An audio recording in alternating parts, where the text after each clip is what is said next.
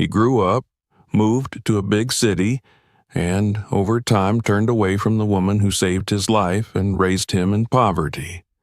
Years passed, their connection nearly disappeared, and he had no idea that fate was preparing an unexpected turn that would change everything and force him to look at his past, at himself, and at the woman he once abandoned in a completely different way.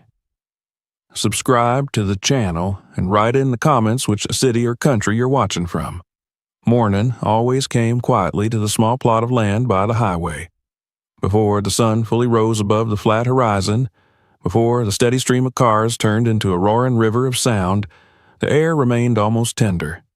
Dew lay thick on the leaves, clinging to them like tiny, fragile jewels, and the soil still held the cool breath of night.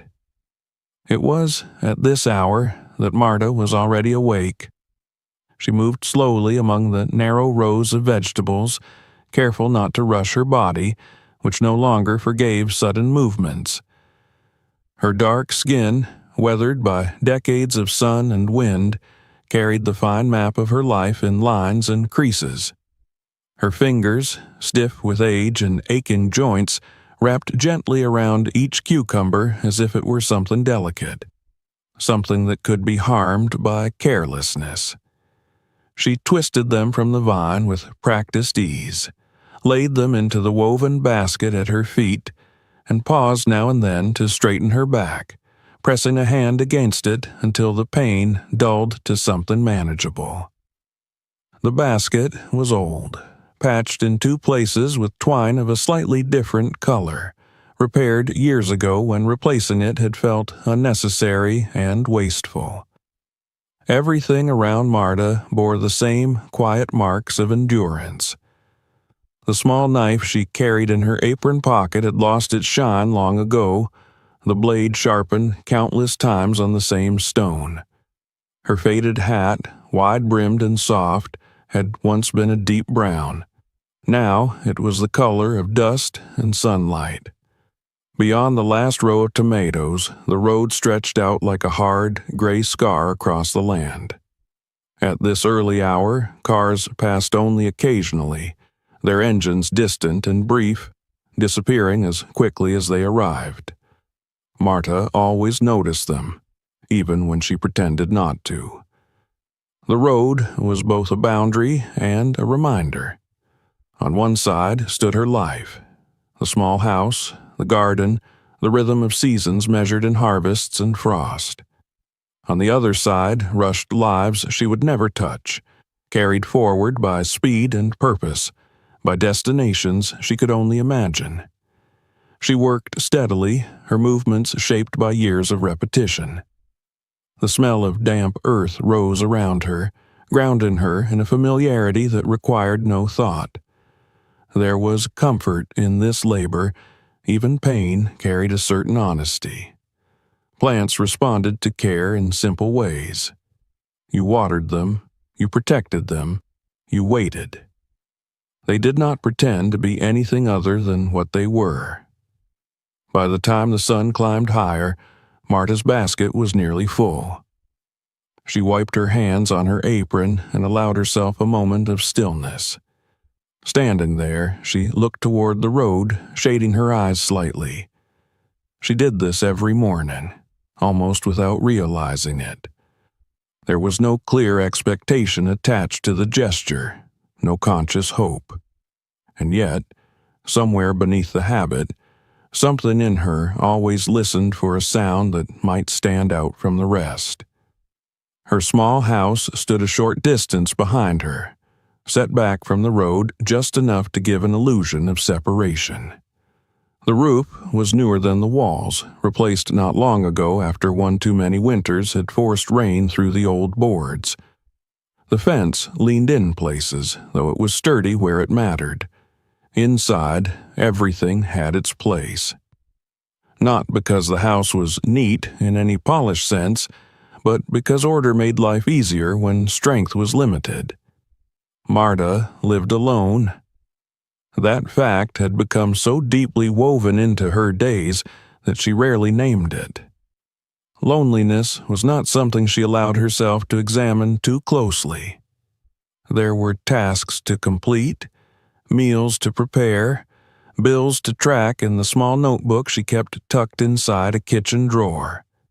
Each expense was written in careful handwriting, numbers rounded and checked twice. She never bought more than she needed. Medicines were measured out with the same restraint, taken exactly as prescribed, no sooner and no later. Later in the morning, she would carry her vegetables to the small stand she set up by the roadside. A simple wooden table, worn smooth at the edges, shaded by a patchwork canopy she had sewn herself. She arranged the produce carefully, wiping away excess dirt, lining everything up so it looked inviting without being extravagant. Marta knew the value of appearances. People were more willing to stop if the table looked cared for, if the person behind it seemed steady and honest. The customers varied. Some slowed only enough to glance, then sped away. Others stopped briefly, exchanged a few words, handed over coins without much thought. There were those who bargained aggressively, as if shaving a few cents off the price mattered more than the dignity of the person standing before them. Marta never argued. She simply stated the price again, calmly. If they walked away, they walked away. Pride was a quiet thing with her, but it was firm. As she worked that morning, she noticed the familiar dull ache in her knees and the stiffness creeping into her shoulders. Age made itself known in these small, persistent ways. Still, she did not complain. Complaints, she believed, only made pain louder. Instead, she adjusted her pace and continued. Occasionally, her thoughts drifted where she did not invite them. To the past, to the boy she had raised, whose absence shaped the empty spaces in her life more than she admitted. There was an old photograph tucked into the frame of a mirror inside the house. It showed him as a teenager, standing awkwardly with one hand in his pocket, trying not to smile too openly. Marta had not moved that photo in years. Dust gathered around it, but never on it. She wiped it clean every week. She did not speak his name aloud often. Names carried weight, and hers carried memory.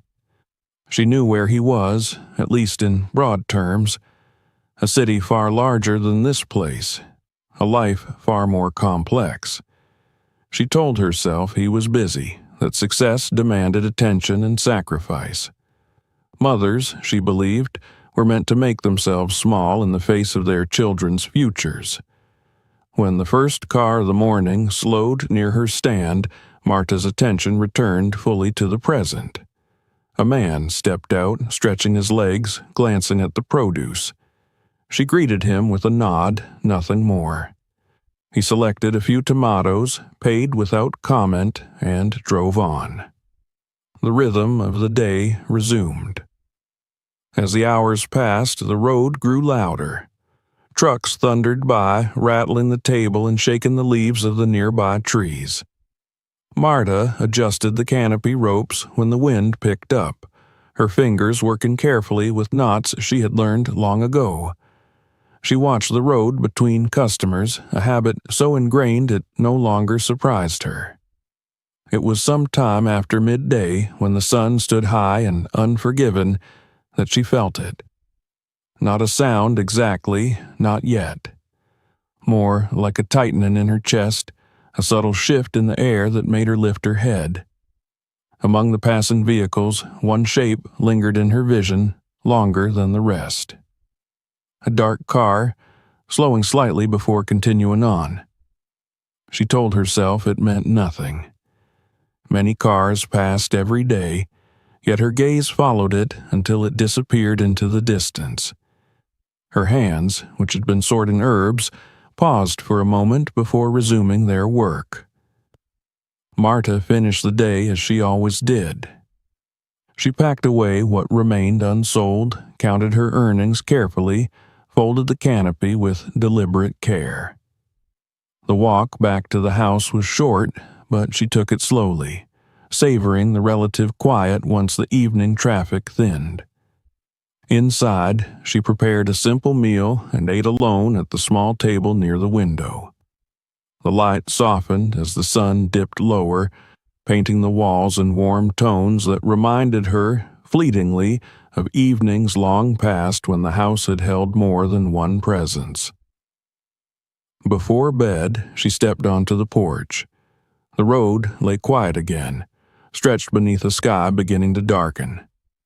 She sat down, resting her hands in her lap, and allowed herself to look for a long moment. The world felt suspended, as if holding its breath. She did not know it then, but the stillness of that evening was the last of its kind. The road that had carried so many strangers past her life was slowly, inexorably, preparing to bring her past back to her doorstep. That night, as Marta lay in her narrow bed, sleep did not come easily. The quiet that usually wrapped around her after sunset felt heavier, filled with a sense of anticipation she could not explain. The distant hum of the road drifted through the open window, blending with the steady rhythm of her breathing. Somewhere between wakefulness and memory, her thoughts began to move backward, pulled by a force older than habit. The road outside, so familiar and ordinary now, slowly transformed in her mind into the road of many years ago, the one that had changed her life forever. She had been younger then, though even at that time life had already carved its share of lines into her face. It was late afternoon, the sun low and sharp when she was returning from the market with a small bag of groceries balanced against her hip. The road had been quieter in those days, less traveled, more forgiving. She remembered the heat pressing down on her shoulders and the dull ache in her legs, the familiar calculations running through her mind about what could be stretched until the end of the week. At first, she thought the sound was an animal, a weak, broken cry carried by the wind, barely noticeable over the rustle of dry grass. Marta had stopped, uncertain, her heart tightening in a way she could not yet name. She had taken a few steps toward the ditch at the side of the road, peering down through the weeds and dust. The sound came again, sharper this time, unmistakably human. The bundle lay half hidden near the edge of the ditch, wrapped in a thin, worn blanket that looked as though it had once been white. Marta remembered how her breath had caught, how her hands had begun to tremble even before she understood what she was seeing. The world had seemed to narrow around that small shape, everything else fading into irrelevance. She had knelt without thinking, setting her groceries aside. The child's face was red and strained, his tiny fists clenched, his cries hoarse as if he had already spent all his strength. Marta remembered touching his cheek, surprised by the warmth of his skin, by the undeniable reality of him. Fear had surged then, fast and sharp. Fear of what this meant, of the responsibility suddenly placed in her hands, of the consequences she could not foresee. For a moment, she had considered walking away, not because she wanted to, but because the weight of the decision pressed down on her with crushing force. She was alone. She was poor. She was already tired. Questions raced through her mind, each more frightening than the last. Who had left him? Why? What if someone accused her? What if she could not protect him? But even as these thoughts swirled, her body betrayed her hesitation. She lifted the child carefully, cradling him against her chest. The crying softened, then faded into quiet, broken breaths. In that instant, something inside her settled into place, firm and unyielding. Whatever the cost, she could not put him back down. The walk home felt longer than usual. Marta moved cautiously, shielding the child from the sun, her steps guided by instinct more than reason. Each passing car made her tense, half expecting someone to stop, to question her, to demand explanations she did not yet have. Inside her small house, she laid him on the bed and stood there for a long time, simply watching him breathe. The house, which had always felt sufficient, suddenly seemed too quiet, too empty. That first night passed in fragments. She fed him with what little she had, improvised warmth, and stayed awake long after exhaustion begged her to rest. The days that followed blurred together in her memory, but certain moments remained painfully clear. The visit to the local authorities, her voice steady even as her hands shook. The suspicious looks, the questions asked again and again. The paperwork she barely understood, filled with words that felt heavy and permanent. She answered everything honestly, knowing that lies would only make things worse. There were whispers in the town. People noticed, of course. A dark-skinned woman with a light-skinned baby raised eyebrows and fueled speculation. Some offered help in cautious ways, others kept their distance. Marta endured it all quietly. She did not argue or defend herself more than necessary. Her focus narrowed to the child and the fragile new life forming around him. The process of making it official took time. Weeks turned into months of uncertainty. Marta lived with the constant fear that someone would come and take him away. Each knock at the door made her heart race. Yet she persisted, attending every appointment, signing every form, standing her ground with a calm determination that surprised even herself. When the final papers were signed, when she was told that the child was legally hers, Marta felt something close to disbelief. She walked home that day carrying him as she always did, but the world looked different, brighter, sharper. The weight on her shoulders remained, but it had shifted, anchored now by purpose rather than fear. Raising him was not easy. Money grew tighter, time more precious.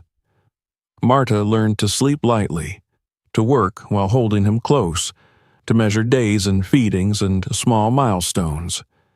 She took on extra work whenever she could, sewing late into the night, cleaning houses in the early morning hours before tending to her garden. Yet, alongside the exhaustion came moments of profound, unexpected joy. The first time he smiled at her, wide and unguarded, she felt something in her chest loosen that she had not known was tight. When he took his first steps across the uneven floor of the house, she laughed out loud, startling herself with the sound. His presence filled the spaces she had never admitted were empty. As he grew, the differences between them became more visible. Strangers asked questions that cut deeper than they realized. Marta learned to answer simply, firmly, without apology. At home, she spoke to him of honesty and resilience, of work and dignity. She taught him that worth was not measured by appearances or possessions, but by how one treated others and oneself. There were nights when she lay awake, listening to his breathing from the small bed she had set up beside her own. On those nights, fear returned in quieter forms. She worried about what the world would say to him, about how it would see them together. She worried that one day he would look at her and see only what others pointed out as differences. Even as a child, he was perceptive. Marta noticed the way his eyes lingered on passing cars, on television images of cities and tall buildings. She saw curiosity bloom into something sharper, more restless. She did not discourage it. Love, she believed, was not about holding tightly, but about preparing someone to stand on their own. Years passed in this way, marked by seasons and small victories. The road remained just outside their door, unchanged and ever-present. It carried away dust and noise and strangers, and sometimes, as Marta watched it in the fading light, she felt a quiet premonition that it would one day carry her child away as well. She did not yet know how deeply that truth would cut, or how long it would take to find its way back to her. The boy grew quickly, as if trying to outrun the narrow boundaries of the life that surrounded him. Marta noticed it first in small, almost unremarkable ways. His shoes wore out faster than she expected. His clothes seemed too short before she had time to replace them, and his questions became more complex, stretching beyond the simple answers she could once provide with ease. Childhood slipped past quietly, replaced by a sharp curiosity that refused to stay contained. School revealed what Marta had already sensed. He learned quickly, absorbing lessons with an intensity that surprised his teachers. Numbers came easily to him, words even more so. He read everything he could find: old textbooks, borrowed magazines, newspapers left behind by customers at the roadside stand. Marta watched him late in the evenings, bent over pages under the dim kitchen light, and felt a mixture of pride and unease. Pride because she saw his potential clearly. Unease because potential had a way of pulling people far from where they started. She did what she could to support him. Money was always scarce, but she rearranged her life around his education with quiet determination. She took on extra work when necessary, rising earlier and sleeping later. She learned which expenses could be postponed and which could not. School supplies appeared on the table when needed, even if it meant her own shoes had to last another season. She never spoke of these sacrifices. To her, they were simply part of being a mother. As he entered adolescence, the differences between him and his surroundings grew more pronounced. Other children talked about vacations, new gadgets, homes that seemed impossibly large. He learned early how to listen without revealing too much, how to smile and nod while keeping certain truths to himself. Marta noticed the subtle changes in his behavior. He became more private, more careful about what he shared. When classmates visited, he grew tense, watching their reactions to the small house, the garden, the road just beyond the fence. Marta pretended not to notice at first. She believed that drawing attention to his discomfort would only deepen it. Instead, she focused on what she could give him. She taught him to respect work, to finish what he started, to treat people kindly regardless of their status. She spoke to him about dignity, about the value of effort, about standing tall even when circumstances tried to push one down. These lessons were not delivered as lectures, but woven into daily life, into the way she carried herself and the choices she made. Despite her efforts, she could sense the growing distance between his inner world and hers. He dreamed aloud of the city, of places where opportunities were abundant and life seemed brighter. He spoke of tall buildings, of careers that sounded impressive even when she did not fully understand them. Marta listened carefully, encouraging his ambition while quietly bracing herself for what it might mean. The first real turning point came when his academic achievements began to attract attention beyond their small community. A teacher mentioned scholarships, programs that could open doors Marta had never imagined. The words sounded both hopeful and frightening. Marta nodded, asked practical questions, and went home with her mind racing. That night, she lay awake, staring at the ceiling, weighing possibilities she had never planned for. Preparing him for those opportunities required more than encouragement. It demanded resources she did not readily have. Marta began saving with renewed intensity, setting aside small amounts whenever possible.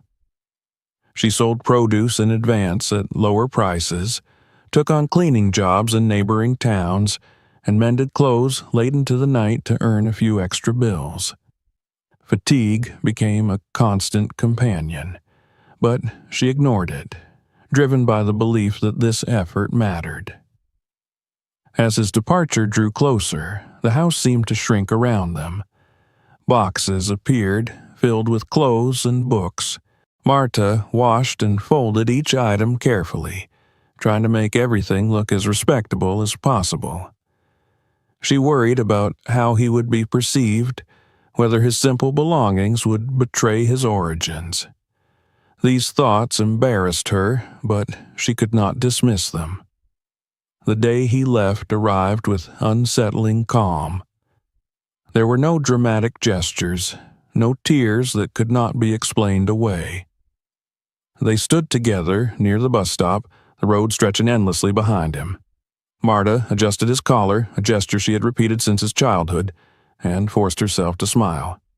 She told him to work hard, to stay honest, to remember where he came from. She did not tell him how afraid she was of the silence his absence would bring. As the bus pulled away, Marta remained standing until it disappeared from view. The road resumed its usual rhythm, cars passing without pause. She returned home alone, carrying his absence with her. The first weeks were the hardest. She caught herself setting aside food for him, listening for footsteps that would not come. Gradually, she adapted, filling the emptiness with work and routine. At first, he called often. His voice carried excitement and nervous energy, stories of new places and challenges. Marta listened eagerly, holding the phone close as if it could bridge the distance between them. She celebrated his successes quietly, marking them as victories they shared. Each call felt like reassurance that the bond between them remained intact. Over time, the calls grew shorter. His schedule became busier, his tone more distant. Marta told herself this was natural, that independence required space. She resisted the urge to call more often, unwilling to burden him. When she did speak to him, she focused on encouragement, careful not to express her loneliness. She noticed changes when he returned home during breaks. His clothes were different, his manner more reserved. He spoke less freely, choosing his words with care. He seemed uncomfortable lingering in familiar places, as if afraid they might cling to him.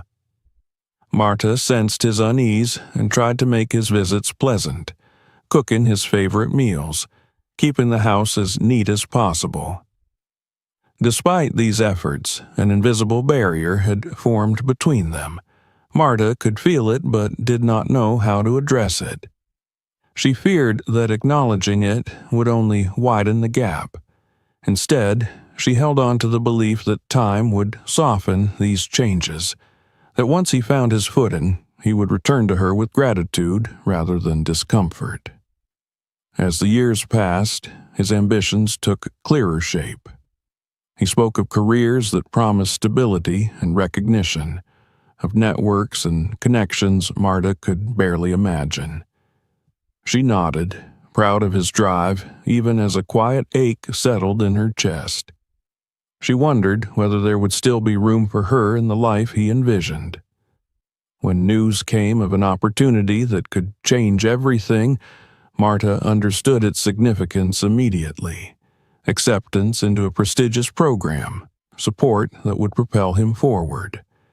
The excitement in his voice was unmistakable. Marta responded with enthusiasm, congratulating him wholeheartedly. Only later, alone, did she allow herself to feel the weight of what this meant. The preparations intensified. Documents were gathered, plans made. Marta assisted wherever she could, navigating unfamiliar processes with determination. Each step forward felt like a step away from her. She reminded herself that this was what she wanted for him, what she had worked toward for years. On the morning of his departure for the city that would become his new home, the sky was overcast, heavy with unspoken emotion. Marta accompanied him part of the way, carrying his bag until he insisted on taking it himself. They exchanged a final embrace, brief but sincere. She watched him walk toward his future, standing still until he was out of sight.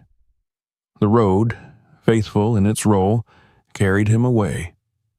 Marta returned to her routines, tending the garden, setting up her stand, counting coins at the end of each day.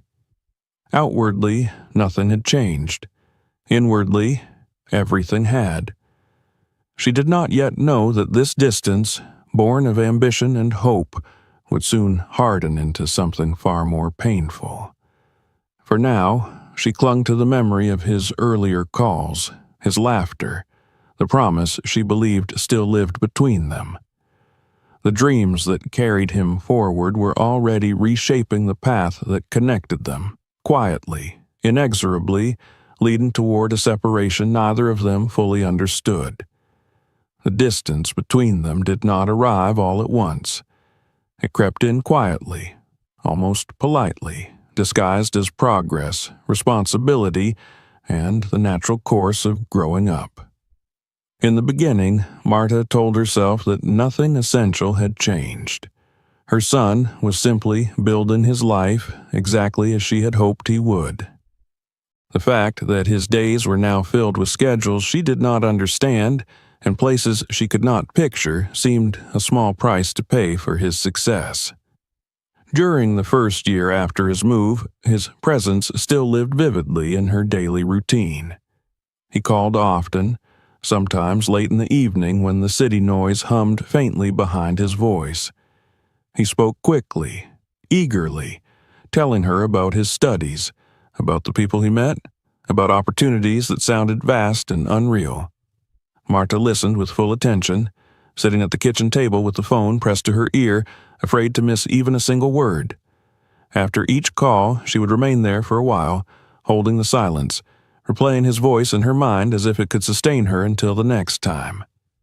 When he came home during holidays, she prepared for days in advance. She scrubbed the house from top to bottom, even the corners no one ever noticed. She cooked his favorite dishes, waking early to ensure everything was perfect. She tried to make the house look less worn, less small, arranging things carefully, hiding what she could not fix. When he arrived, she studied his face with a mixture of joy and concern, noting how much he had changed in such a short time. At first, the changes were subtle. His clothes were newer, his posture more confident. He spoke with a different rhythm, one shaped by conversations Marta was not part of. He laughed less freely in the house, as if measuring himself against its walls. Still, he was kind to her, respectful, careful not to hurt her feelings. Marta told herself that this restraint was a sign of maturity. As time passed, those visits became shorter. Sometimes he arrived already tired, distracted by messages and calls he stepped outside to answer. Marta noticed how his eyes lingered on the peeling paint, the uneven floor, the garden that had once seemed so alive to him. He did not complain, but his discomfort hung in the air like an unspoken accusation. She responded by trying harder. She dressed more carefully when he visited, choosing her cleanest clothes, smoothing her hair in the mirror until it lay just right. She spoke less about her own life, sensing that her routines now bored him. Eventually, even these visits grew rare. There were always reasons, work obligations, travel, important meetings that could not be postponed. Marta accepted each explanation without protest. She told herself that success demanded sacrifice, that he would come back when things settled down.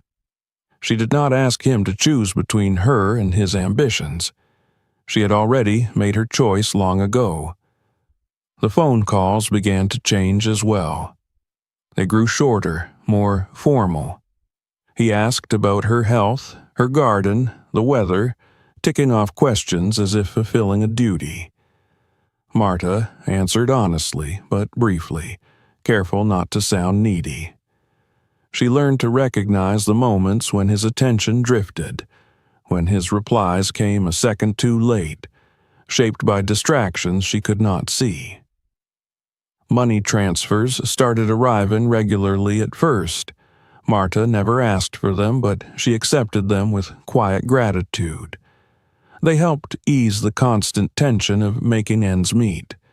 She used them responsibly, paying bills, buying better food when she could.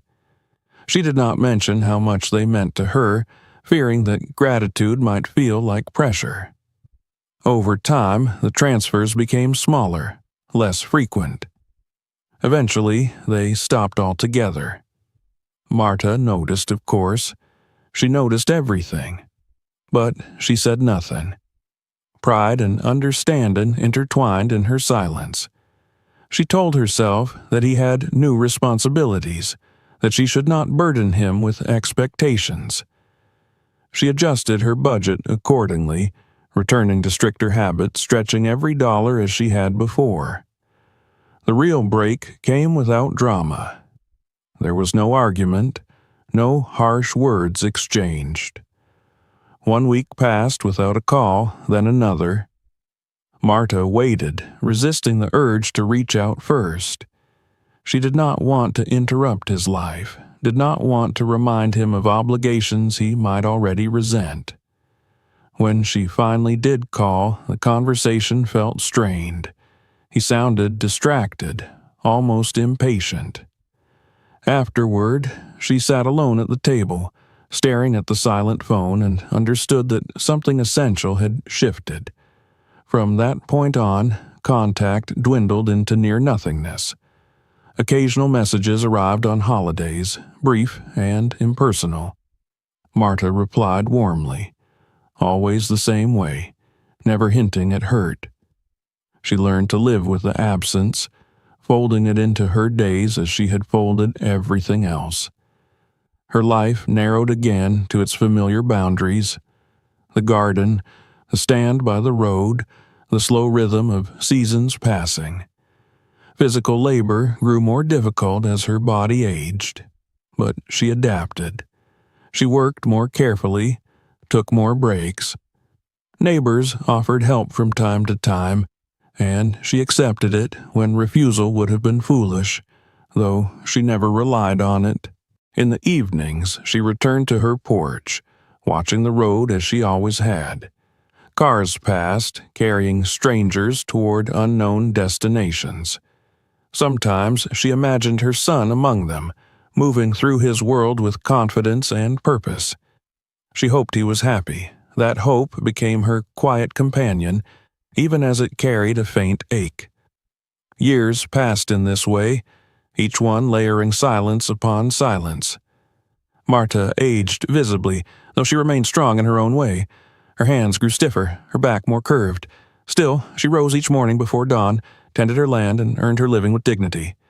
She did not complain, did not ask why things had turned out this way. Questions, she believed, rarely brought peace. Then, one afternoon, something unusual happened. A car she did not recognize slowed near her stand, then stopped completely. A man stepped out, sharply dressed, his shoes too clean for the dusty roadside. He looked out of place, glancing around as if uncertain whether he had arrived at the correct destination. Marta watched him approach, her posture cautious but composed. He introduced himself politely, asking her name, confirming details that made her uneasy. He spoke of documents, of family connections long forgotten. His words sounded unreal, disconnected from the life she knew. As he spoke, Marta felt a faint chill despite the warmth of the day. The road, which had carried so much away from her, now seemed poised to deliver something back. She did not yet understand what it was, only that this encounter marked the end of one chapter and the beginning of another. That evening, as she sat alone on her porch, the silence felt different. Charged. The break that had once separated her from her son had carved a space in her life, and now, slowly, Something was beginning to move within it. The man returned 2 days later, exactly as he had promised. Marta recognized the dark car the moment it turned off the road and rolled slowly toward her house, its tires crunching softly over gravel and dry soil. This time, she was not startled, yet a quiet tension settled in her chest all the same. She wiped her hands on her apron before stepping forward, her movements calm, measured, betraying none of the uncertainty that stirred beneath the surface. He introduced himself again, more formally, and asked if they could speak inside. Marta hesitated only a moment before nodding. The house, modest and worn, offered little protection from truths that seemed far larger than its walls, but it was hers, and she faced the situation with the same dignity she brought to everything else. They sat at the small kitchen table where she had eaten countless solitary meals. The man opened a leather folder, its edges sharp and unscuffed, and began to explain. He spoke slowly, choosing his words with care, as if afraid that speaking too plainly might shatter something fragile. He mentioned a name Marta had not heard spoken aloud in decades. A distant cousin, her mother's sister's son, a man who had left the country many years ago during a time when leaving felt final and unforgiving. At first, the name meant little. Marta frowned, searching her memory, and then fragments surfaced. Letters written in uneven handwriting, postmarked from far away. Stories whispered by relatives long gone. A young man who had dreamed of something larger than the narrow opportunities of their shared past. She remembered how the letters had eventually stopped, how life had filled the silence without explanation. The man continued, explaining that the cousin had died unexpectedly. He spoke of businesses, of success built over decades, of assets and legal matters that needed resolution. Marta listened without interrupting, her hands folded neatly in her lap. Much of what he said seemed distant, unreal, like a story meant for someone else. It was only when he spoke her name in connection with the word heir that the air in the room shifted. She asked him to repeat himself. He did, his voice steady, patient. According to the documents, she was the closest living relative. There were no children, no spouse, no other claimants. Everything had been arranged legally, meticulously. The inheritance was substantial, more than substantial. The number he mentioned felt absurd, disconnected from reality, impossible to reconcile with the life she knew. Marta did not react the way the man might have expected. She did not gasp or smile or ask what she should buy. Instead, she grew very still. Her mind resisted the information, instinctively searching for explanations that would return the world to its familiar shape. She asked careful questions, practical ones. She wanted to know how he had found her, how he could be certain, what proof existed. The following weeks unfolded in a blur of appointments and documents. Marta traveled to the city more times than she had in years, sitting in offices that smelled of polished wood and unfamiliar confidence. She listened to lawyers and notaries explain processes that seemed designed to confuse. Each step confirmed the same impossible truth. The inheritance was real. When the money finally appeared in her account, Marta stared at the numbers for a long time, unable to connect them to meaning. They sat there, neat and exact, offering no guidance on how to feel. She withdrew a small amount, just enough to test reality, half expecting something to go wrong. Nothing did. Word did not spread, not because Marta worked to conceal it, but because she changed so little that there was nothing to notice. She replaced the roof before winter came, choosing practical materials over anything impressive. She repaired the fence where it leaned most dangerously, and fix the wiring that had flickered for years. These changes blended seamlessly into the existing landscape of her life. The rest of the money remained untouched. Marta did not rush to improve her situation beyond what necessity demanded. Wealth, she felt, was loud, and she had lived too long and quiet to embrace it easily. More importantly, she feared what it might awaken in others. She had seen how desire altered faces, how money bent relationships into unfamiliar shapes. Her thoughts returned, again and again, to her son. The urge to call him surged unexpectedly, rising like a wave that threatened to carry her forward before she could stop herself. She imagined his voice, the surprise, the questions. She imagined his sudden interest, his concern, his promises to visit. Each imagined conversation left her unsettled. Something inside her urged caution.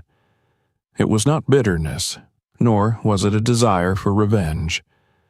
It was a quieter instinct, born of years spent observing human nature from the sidelines. Marta wanted to know who would come to her without incentive, who would remember her when she had nothing new to offer. She chose silence deliberately. She did not inform neighbors or relatives. She did not change her routine.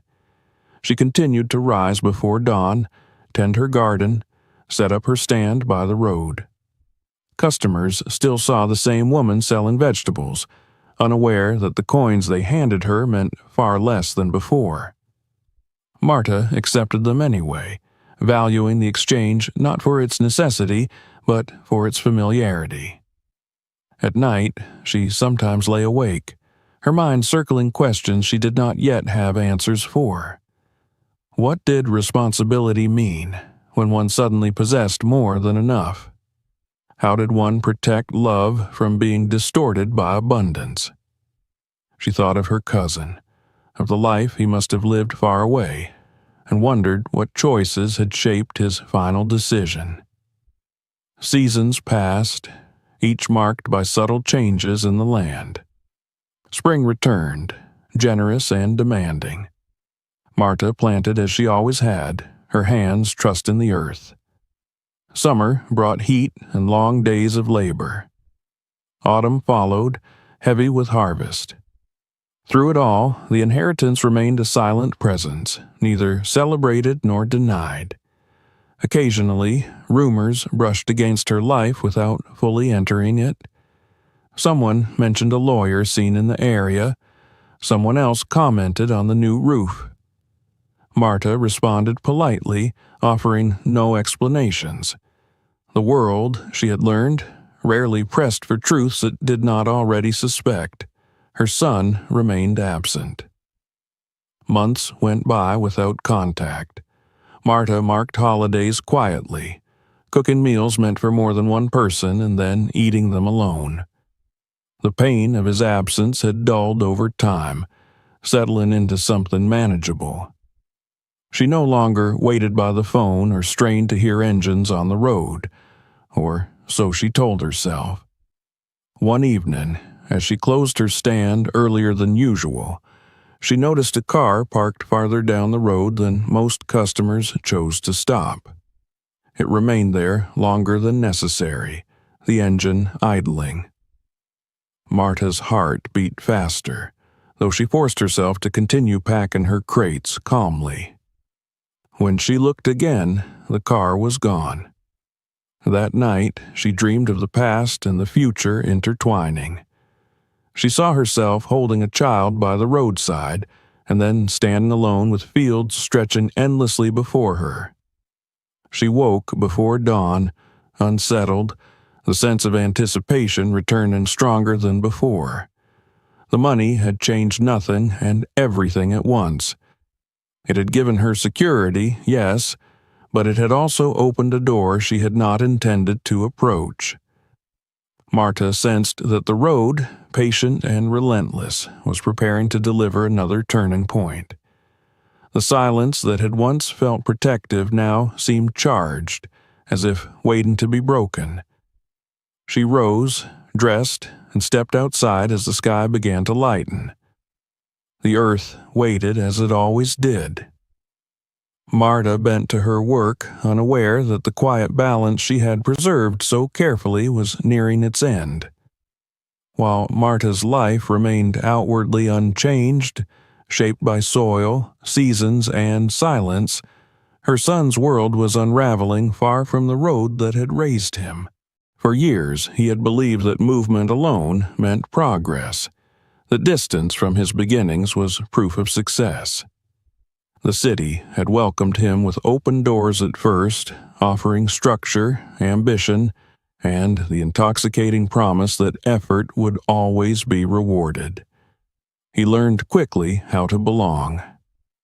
He adopted the language of meetings and deadlines, the rhythm of long days that blurred into restless nights. His appearance changed as his confidence grew. The careful restraint of his early years gave way to tailored suits, polished shoes, and an ease that came from knowing he was no longer overlooked. He stopped introducing himself as someone who had come from nowhere. Instead, he let people assume what they wanted. Opportunities followed. Promotions came faster than he had dared to hope. He was praised for his discipline, his adaptability, his hunger. These compliments reinforced a belief he had quietly nurtured for years, that he had escaped something, that he had outgrown the life he once knew. The memory of the small house by the road, the garden, the stand with its neatly arranged vegetables began to feel distant, almost unreal. As his income increased, so did his expectations. He moved into better apartments, surrounded himself with people who measured worth in visible success. Conversations shifted from ideas to acquisitions, from effort to image. He learned how easily admiration followed wealth, how quickly respect could be purchased with the right symbols. He did not question this at first.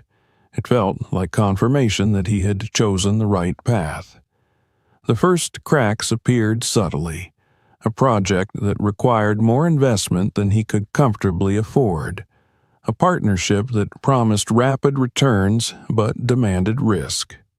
He reassured himself that boldness was necessary, that caution belonged to those content with mediocrity. The voices around him encouraged this thinking, praising ambition and dismissing doubt as weakness.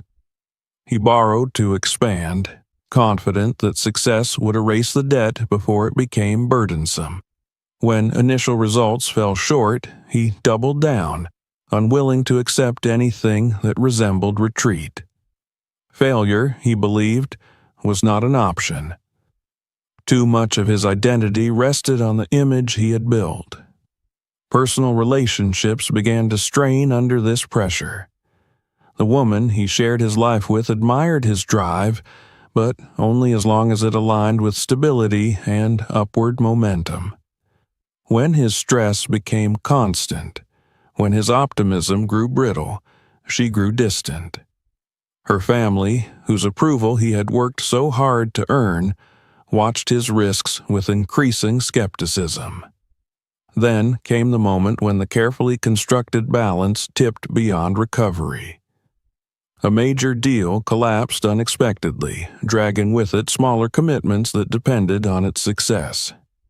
Payments were missed, promises went unfulfilled, calls that once came eagerly now carried tension and accusation.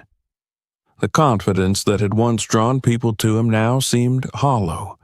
He spent sleepless nights staring at screens filled with numbers that refused to improve. Each morning brought new messages, each more urgent than the last. He told himself that this was temporary, that every success story included moments like this. But deep down, he felt the ground shifting beneath him. The collapse, when it finally came, was not dramatic. There were no sudden explosions, no single catastrophic event. Instead, there was a steady erosion of trust. Investors withdrew, creditors tightened their grip. The network he had relied upon thinned rapidly, leaving him isolated in ways he had not anticipated. As his financial situation deteriorated, so did his social standing. Invitations stopped arriving. Messages went unanswered. People who had once praised his vision now avoided eye contact. He learned how conditional admiration truly was. Without success to anchor it, he was invisible. The woman who had stood beside him through his ascent chose to leave when the uncertainty became too heavy. She did not accuse him or fight. She simply walked away, taking with her the last illusion of stability. Her family followed suit, closing ranks, cutting ties cleanly and efficiently. Alone in his apartment, now far too expensive for his circumstances, he confronted a silence unlike any he had known. It was not the quiet of early mornings by the road or evenings on a porch. It was an empty, echoing stillness that magnified every regret. He began selling possessions, first the unnecessary luxuries, then the items he had once considered symbols of achievement. Each sale felt like a small surrender. Eventually, even these measures were not enough. He faced debts he could no longer manage, obligations he could not escape. The future he had envisioned narrowed to survival, stripped of ambition and pride. For the first time in years, he allowed himself to remember where he had come from without dismissing it as irrelevant. Memories surfaced uninvited: the smell of soil after rain, the sound of Marta's footsteps in the kitchen early in the morning, the way she had looked at him when he spoke of his dreams, proud and afraid all at once. These recollections unsettled him, stirring emotions he had carefully buried beneath years of self-reinvention. Shame followed close behind. He thought of the calls he had not returned, the visits he had postponed indefinitely. He remembered how he had distanced himself from her world, how he had avoided acknowledging it in his own life. The realization that he had measured his worth by standards that crumbled so easily left him hollow. With few options remaining, he made the decision to leave the city. It was not framed as a return, not yet. He told himself it was temporary, a retreat to regroup. But even as he packed what little he had left, he knew that something deeper was pulling him back. The journey felt longer than it had years before. Each mile stripped away layers of the persona he had built. The closer he came to the familiar landscape, the heavier his chest grew. He wondered what he would find there, whether Marta would even want to see him after so much silence. When he finally turned onto the road he knew so well, time seemed to fold in on itself. The land looked unchanged, stubbornly persistent. The fields, the trees, the stretch of asphalt cutting through it all remained exactly as he remembered. It was he who had altered beyond recognition. He slowed as he approached the small plot by the roadside. The stand was there, modest and familiar, and behind it, bent over her work, stood Marta. Older, thinner perhaps, but unmistakably the woman who had raised him. The sight struck him with unexpected force, rooting him in place. He parked farther down the road than necessary, watching from a distance. He saw her movements, deliberate and steady, and felt a wave of guilt wash over him. She had continued living, continued working, while his life had surged and collapsed in spectacular fashion. For a long moment, he remained in the car, his hands gripping the steering wheel. He was no longer the man who had left full of confidence and ambition. He was someone else now, stripped down to essentials he barely recognized. As he finally stepped out onto the road, dust rising beneath his shoes, he understood that whatever awaited him would not be easy. The fall had brought him here, back to the place he had once been so eager to leave, and for the first time in years he was no longer certain that leaving had ever truly been an escape. Ahead of him, Marta continued her work, unaware that the distance between them, stretched thin by time and pride, was about to collapse into a single, fragile moment. Marta sensed his presence before she saw him. There was a disturbance in the familiar rhythm of the afternoon, a subtle interruption that made her pause with her hands still buried in the leaves. The air felt heavier, as if the land itself had drawn a breath and was holding it. She straightened slowly, pressing her palm against her lower back, and turned toward the road. He stood there, a few steps away from the edge of her plot, uncertain where to place himself. The man before her carried the outline of her son, but time and hardship had reshaped him. His clothes were neat but worn, chosen carefully rather than confidently. The ease he once carried was gone, replaced by something more fragile. His posture betrayed a hesitation she had never seen in him before. For a long moment, neither of them moved. Marta did not rush forward, nor did she retreat. She remained where she was, her hands resting at her sides, her expression unreadable. The road hummed faintly behind him, but the sound seemed distant, irrelevant. He took a step closer, then stopped again, as if unsure of his welcome. The silence between them stretched, dense with years left unspoken. Marta studied his face with the quiet attention she had once given him as a child, searching for signs she could trust. She saw exhaustion etched into his features, and something else beneath it, raw and unguarded. She did not open her arms. She did not ask questions. Instead, she bent once more to her work, lifting a basket and continuing to harvest the vegetables she had been gathering when he arrived. The gesture was not dismissive. It was deliberate. Life, she was telling him without words, did not stop simply because he had returned. He remained there, watching her movements, unsure how to interpret them. The urge to speak rose and fell within him, tangled with shame and fear.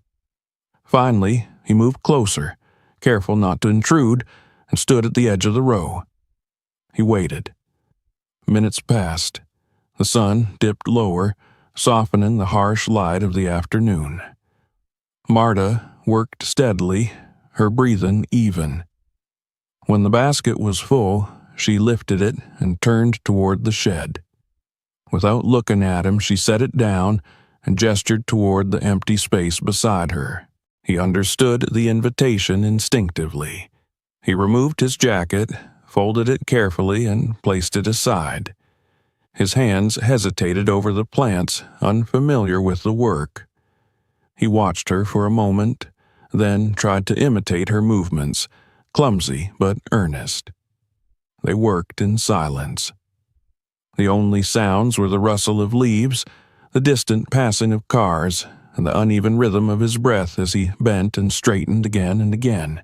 His hands fumbled, breaking a stem where it should have been twisted cleanly. He winced, glancing at Marta to see if she had noticed. She had, but she said nothing, simply adjusted the plant and continued.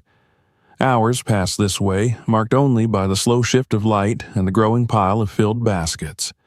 Sweat darkened his shirt, and his muscles ached in ways he had forgotten were possible. Still, he did not stop. Each movement felt like a small act of penance, though he did not yet know if it would ever be enough. When the sun began to sink toward the horizon, Marta finally straightened and wiped her hands on her apron. She motioned toward the house, and he followed, exhaustion weighing down his steps. Inside, she poured water into 2 glasses and set one in front of him. He drank gratefully, the simple act grounding him in a way nothing else had. That evening, he did not leave.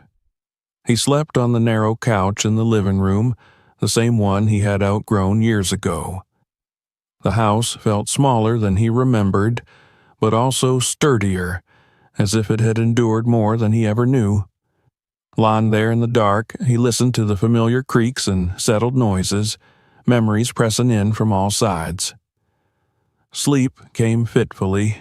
Days followed, quiet and demanding. He stayed, rising early to help her, learning again the rhythm of a life he had once dismissed. He repaired what he could, mended what was broken, and accepted correction without resentment. Marta watched him closely, her judgment suspended but alert. She noted how he did not complain, how he returned to tasks even when fatigue weighed heavily on him. They spoke little. Words, she believed, could be shaped too easily to suit a purpose. Actions told a clearer story. She tested him without cruelty, assigning him the heaviest work on the hottest days, asking him to handle customers who were impatient or dismissive. She observed how he responded, whether pride or frustration surfaced. Each time, he met the moment with quiet resolve. In the evenings, they shared simple meals. Marta cooked as she always had, without embellishment. He ate without comment, grateful for nourishment that felt earned rather than provided. He washed dishes, swept floors, and listened when she spoke of small things.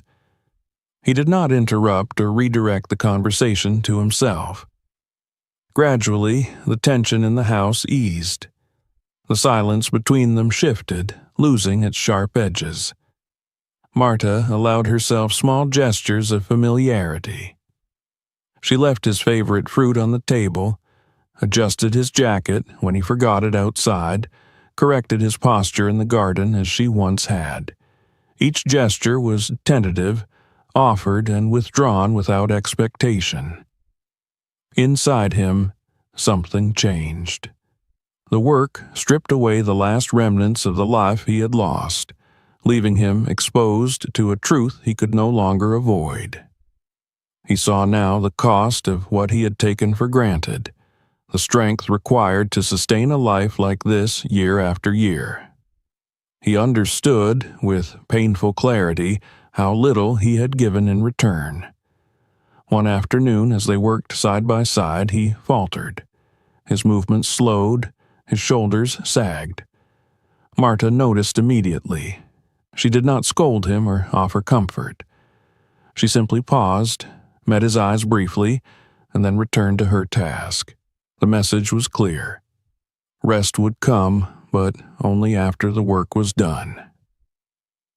By the time the season began to turn, Marta felt something within herself shift as well. The caution that had governed her actions since his return began to soften. She still held back the truth of her inheritance, aware of how easily it could change everything. She wanted to be certain that his presence was not conditional, that he had not returned merely because he had nowhere else to go. She tested him one final time, though he did not know it. One evening, she spoke casually of selling the land someday, of moving somewhere smaller, less demanding. She watched his reaction carefully. He did not argue or protest. He nodded thoughtfully, saying only that whatever she chose, he would help make it possible. That night, Marta sat alone on the porch, listening to the road. The air was cool, carrying the promise of change. She thought of the child she had once lifted from the roadside, of the man who now slept under her roof. She thought of the silence she had endured and the patience it had required. When she rose, she felt a clarity she had not known in years. The test, she realized, was nearly complete. What remained was not judgment, but choice. The morning Marta chose to speak came without ceremony. There was no dramatic sign in the sky, no sudden clarity announced by thunder or light. It arrived the way most important moments in her life had arrived, quietly, carried on routine. She rose before dawn, as she always did, washed her face with cool water, dressed in clean but simple clothes, and stepped outside while the world was still half asleep. The air was crisp, carrying the faint scent of damp soil in distant fields. The road lay empty, its surface pale in the early light. Marta stood for a moment on the porch, letting the stillness settle inside her. She felt calm, not because she expected ease, but because she had reached a point where avoidance no longer served any purpose. Her son was already awake. She noticed him through the window, sitting at the small kitchen table with a cup of water, staring at nothing in particular. He had begun waking early again, falling naturally into the rhythm of the place, no longer forcing himself to sleep past the sunrise as he had during the first days of his return. There was a quiet attentiveness in his movements now, a patience that had not existed before. They worked together that morning as they had for weeks. The tasks were familiar, almost comforting. They harvested what remained in the garden, sorted produce, prepared the stand by the roadside. Marta watched him out of the corner of her eye, noting how his movements had grown surer, more efficient. He no longer hesitated before lifting heavy crates or adjusting the canopy ropes. His body had adapted, but more importantly, so had his mind. When the sun climbed higher and the stand was ready, Marta told him to stay behind and mind it for a while. It was not a request, it was a test of trust, subtle but deliberate. He nodded without hesitation, positioning himself where customers could see him easily. She left him there and walked back toward the house, her pace unhurried. Inside, she sat at the kitchen table and opened the drawer she rarely touched. From beneath folded cloths and old papers, she took out a thin folder. It was not elegant, nor did it announce its importance.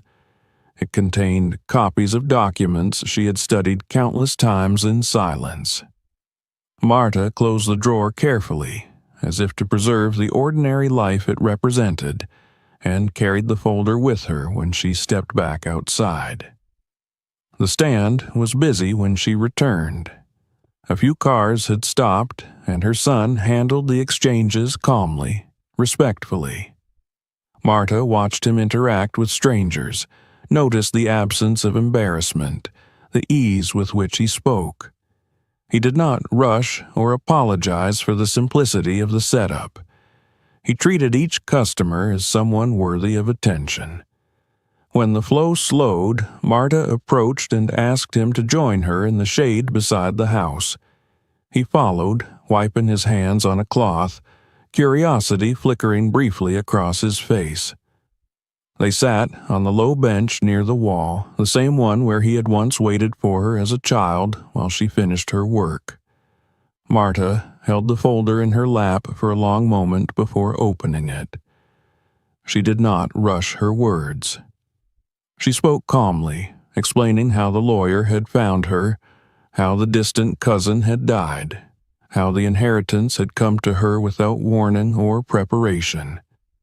She spoke of the months that had followed, of her decision to change nothing, of her choice to remain silent. Her son listened without interrupting. As her words settled into meaning, his expression shifted from confusion to disbelief, then to something deeper and more painful. He looked away briefly toward the road, as if needing distance to absorb what he was hearing. When she finished, the silence between them felt different from all the others they had shared. It was not tense or guarded. It was heavy with realization. He turned back to her, his eyes unsteady, and shook his head slowly. The truth struck him with brutal clarity. He understood instantly what she had done and why. He saw the mirror her silence had held up to him, the way his return could now be questioned, examined from angles he had not wanted to consider. Shame rose sharply in his chest, not because of the money itself, but because of what its existence revealed about his past choices. Marta watched him carefully. She saw the conflict play out across his face, the urge to speak, and the restraint that held him back. She waited. She had waited years already. A few more moments cost her nothing. When he finally spoke, his voice was quiet, stripped of defensiveness. He told her that the knowledge changed nothing about why he had come back. He did not deny that desperation had played a role, but he did not pretend it was the whole truth. He admitted how far he had strayed, how easily he had allowed success to rewrite his values. He spoke of regret without dramatics, of understanding earned too late but not without meaning. Marta listened, her expression steady. She did not interrupt to correct or comfort. When he finished, she placed the folder back on her lap and closed it. She told him that she believed him now, not because of his words, but because of the weeks he had spent working beside her without complaint, without knowledge of what she possessed. She explained that she had not withheld the truth to punish him, but to protect what remained between them from being corrupted by expectation or need. She told him she would help him, not in a way that erased consequence or restored illusions of the life he had lost, but in a way that allowed him to rebuild with humility and responsibility. She would help him settle his most dangerous debts, give him space to breathe again, but she would not buy back the world that had rejected him. That work, she said, belonged to him alone. More than that, she set conditions that had nothing to do with money. She spoke of presence, of consistency, of remembering that connection required effort even when life felt full elsewhere. She told him she did not want grand gestures or promises shaped by guilt. She wanted calls made without obligation, visits planned without crisis, respect offered without calculation. Her son accepted these terms without resistance. He did not bargain or justify himself. He understood, perhaps for the first time, that what she was offering was not rescue, but partnership. In the days that followed, their life adjusted again, this time with intention. The money began to move quietly, directed where it was needed and nowhere else. No one in the town noticed any dramatic change. Marta insisted on it. The stand remained by the road. The garden continued to demand care. The house stayed modest, its improvements practical rather than visible. Her son began to plan a future that did not rely on escape. He explored ways to build something small and honest nearby, something rooted in effort rather than image. He spoke of learning rather than leading, of patience rather than speed. Marta listened, offering guidance when asked, restraint when not. One evening, as the sun set low and painted the sky in muted colors, they sat together on the porch. The road stretched out before them, familiar and unthreatening. Cars passed occasionally, but Marta no longer followed them with her eyes. The pull they once held had weakened. She felt older, yes, but also lighter. The weight she had carried alone for so long had shifted, redistributed into something shared. The wealth she possessed now felt defined not by numbers or accounts, but by the quiet certainty that she was no longer unseen. Her son sat beside her, present in a way he had not been since childhood. There was no urgency in him now, no restless hunger for elsewhere. He had learned, through loss, what Marta had always known. That dignity did not come from leaving, and love did not diminish with simplicity. As night settled in and the world grew still, Marta closed her eyes briefly and breathed in the cool air. The road had taken much from her over the years, but in the end, it had returned what mattered most. If this story touched you, don't forget to subscribe to the channel. More powerful, emotional stories about life, family, and unexpected truths are coming next. Watch our other videos to discover stories that make you think, feel, and see life differently. And if this story mattered to you, share it with someone who needs to hear it today.